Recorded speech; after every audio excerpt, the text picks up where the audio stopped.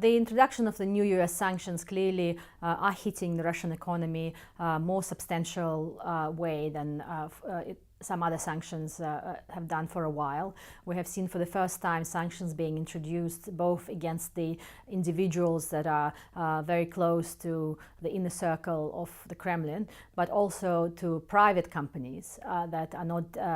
known to be directly involved either in the events related to the annexation of Crimea, which the previous sanctions have been linked to, or indeed to the interference in the US elections, since the investigation is still ongoing on this issue. In the medium term, however, I think the sanctions are not going to have as much of a devastating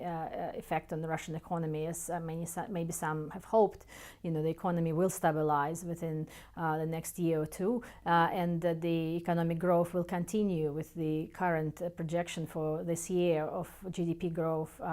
perhaps being downgraded from 1.7% to 1.5%. So it is not a huge impact on the economy, but it is something which will be felt in the short term, and certainly something which sends a very strong signal to Russia that the United States and